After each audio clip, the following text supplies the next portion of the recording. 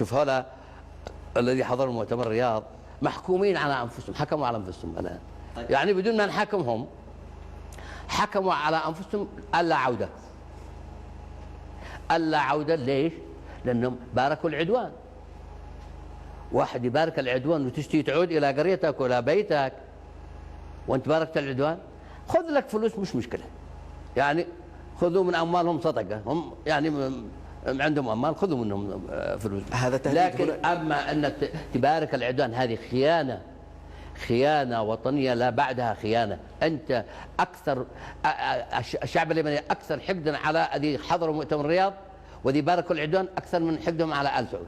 أنتم تهددون من ذهبوا إلى الرياض بمصادرة أموالهم بمنعهم من العودة؟ أنا لا أهددهم، يهددهم الشعب مش أنا. أنا الآن قيادة حزب المؤتمر قالت هذا الكلام، بالأمس كان هناك اجتماع كما قيل.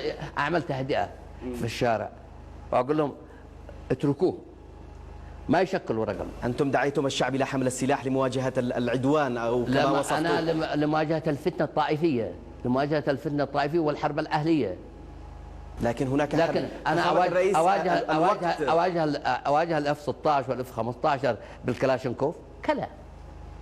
طائرتنا دمرت، مدرعاتنا دمرت، مخازننا احترقت، جامعاتنا ضربت، مستشفياتنا ضربت، ما عندنا مشكله، لكن احنا موجودين. احنا موجودين 25 او يقترب 26 مليون بشر موجودين، ما تقدروا تزحزحونا من جنبكم يا آل سعود ولا كيلو واحد. مش هذه، لا هذه هذا مسكين حاله ما حد يتكلم منه، هذا انتهت شرعيته تماما، انتهت شرعيته من لما هرب من صنعاء وهرب من عدن، والان يهرب من الرياض، الان الرياض قضي خط احمر عنده. هرب منكم؟ هرب، لا مش مني انا والله، ما انا ما هرب، هو بس في ذاكرته هو ابنه انه علي عبد الله صالح، علي عبد الله صالح، كان يرقد وعلي عبد الله صالح قدامه، ويبكر الصبح علي عبد الله قدامه، يجوا الزوار من عندي ولا من المؤسسات ومن كذا يزوروا ويشكي من علي عبد الله صالح. ما بيتكلم، ما يسأل، سيب السلطة، زي ادالك السلطة، علمك السلطة، اقسمت يمين انك انها هذا اللي يتمنى بعد عامين ان يجي خلفي، وحكى الصوت الجميل هذا، ان ياتي خلفي الى هذا المكان ويستلم من هنا، وبعدين مددوا له، مددناه 20 مده، ادينا للتمديد من موفنبيك. يا اخي شرعيتك انتهت، سنتين روح. لكن انتم ظليتم في السلطه 33 سنه. ما بانتخاب، ما انا عمري، شوف لن اغتصب السلطه لا بالمدفع ولا بالرشاش ولا بدم. انا جيت بانتخابات برلمانيه، اجيت في 78 بانتخابات برلمانيه، اجيت بعدها بانتخابات برلمانيه، كلها برلمانيه، كلها مؤسسات دوله.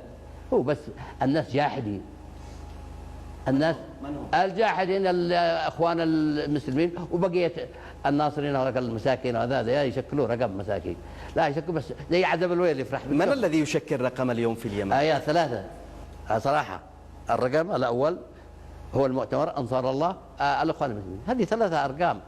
المؤتمر منقسم؟ لا ما منقسم، مساكين هؤلاء صاروا يطلبوا لهم زلط، انتم عيب عليكم. بالنسبه لقياده يا اخي راحوا يطلبوا لهم فلوس مساكين، ما انتم لا تتكلموا عن اصحاب المؤتمر، المؤتمر مؤتمر كامل موحد العقيده، موحد المبادئ، موحد الاهداف، مساكين شوي محتاجين لفلوس. هذه قيادات مهمه وكبيره في حزبكم، خليناهم يصيروا يشيلوا لهم زلط، ايش حتشتغل؟ كل ما في الامر، لماذا لم تعطوهم انتم؟ ما بسمع من المليارات الموجوده بحسب مجلس الامن حق 60 المليار ما اقدر اصرف منها. لماذا؟ هذه قال عليها حميد الأحمر. من يقول بأنكم بنيتم معسكرات في صنعاء وحولتم هذه العاصمة إلى معسكر كبير، وهذا ما يحدث الآن من استهداف للمعسكرات وسط العاصمة. معسكراتنا وسط العاصمة في عدن، في حضرموت، في كل مدينة من مدن اليمن والمعسكرات موجودة. هكذا. بنيتم ترسانة من الأسلحة لم تستخدم إلا في الحروب الداخلية. وأنا أقول صحيح ترسانة من الأسلحة احتياطي. اي دوله ذات سياده يكون عندها اسلحتها، يكون عندها احتياطي، يكون عندها كل شيء. لكنها تدمر الان هذه الاسلحه. تدمر، احنا يهمنا البشر، ما هي تدمر نعوضها. يدمر البشر والحجر والاسلحه والمنشات. احنا سهل، الشعب سيظل باقي، سنعوض الاسلحه وندي بدل الطيارات والدبابات ونسعدها. تتحدث فخامه الرئيس كما لو انك حاكم هذا البلد. انا اتحدث، انا مواطن، انا جزء من مواطني هذا البلد. أنتم تواجهون في الميدان الإصلاح فقط أم هناك من يتحدث عن تنظيمات إرهابية، عن القاعدة وعن القاعدة حق عبد الرب منصور، هي مش حق الإصلاح. هي فرخوا هؤلاء القاعدة من الإصلاح ولا السلفيين، هم خرجوا من تحت عبايات الاخوان المسلمين، كلها عبايه واحده. هي ايضا كانت تتبعكم. من هي؟ استفدتم منها في خلال من هي؟ هكذا يقال. القاعده. القاعده. لا بالعكس، انا قاتلت القاعده. انا قاتلت القاعده وتحالفت مع السعوديه وامريكا ضد القاعده. انا اذا من حق عبد ربه منصور هادي ان يتحالف مع السعوديه. تحالف معهم، قد سلم نفسه، ما هو سلم نفسه لهم، سلم نفسه وسلم البلاد، سلم البلاد. تشتي تقع رئيس، ما تستحي يا عيباه يا لو ما تشتي تقع رئيس على 25 مليون وانت هارب. هل سيعود؟ ايش يعود؟ تعال انا رحب اول من يستقبله انا. كيف؟ في المطار يجي، وانا اقول لي يدي له الواعين حمايه من السنغال، والواعين من ماليزيا يجوا حمايه له، وانا استقبله يجي، واحنا نرحب به على العين والراس، مننا واخونا.